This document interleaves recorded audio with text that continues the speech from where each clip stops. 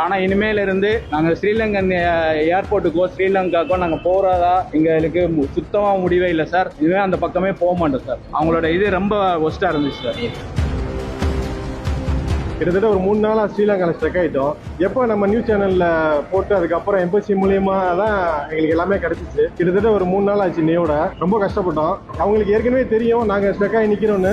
அதுக்கப்புறமும் ஸ்ரீலங்கா ஏர்லைன்ஸ் வந்து மிடில் ஈஸ்ட்லேருந்து திரும்ப ஆண்களை கூட்டிகிட்டு வந்து ஃப்ளைட்டை கேன்சல் பண்ணாமல் எல்லாரையுமே ஸ்ரீலங்கா ஏர்போர்ட்டில் இறக்கிட்டாங்க. அதனால தான் க்ரௌட் அதிகமாச்சு. அந்த பிரச்சனையால தான் அங்கே ரொம்ப கூட்டமானதுனால நாங்கள் கிட்டத்தட்ட ஒரு 3 நாளாக வெளியே வர முடியாமல் இருந்தோம். இன்னைக்கு எல்லாம் கொஞ்சம் கொஞ்சமாக வந்துட்டோம்.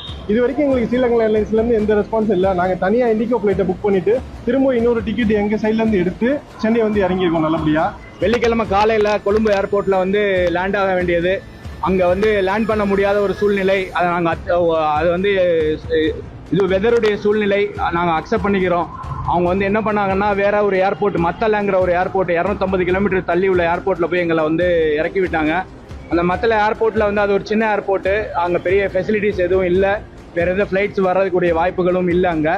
அதனால வந்து அங்கே ஒரு 3-4 மணி நேரம் அங்கே இருந்தோம். அப்புறம் அங்கேருந்து ஒரு பஸ் அரேஞ்ச் பண்ணாங்க. அங்கேருந்து பஸ் அரேஞ்ச் பண்ணி அதில் லக்கேஜ் எல்லா லக்கேஜும் ஏற்றி பஸ்ஸில் வந்து இங்கே வந்து சேரக்கலாட்டியும் ஒரு பெரிய சிரமமாக போச்சு.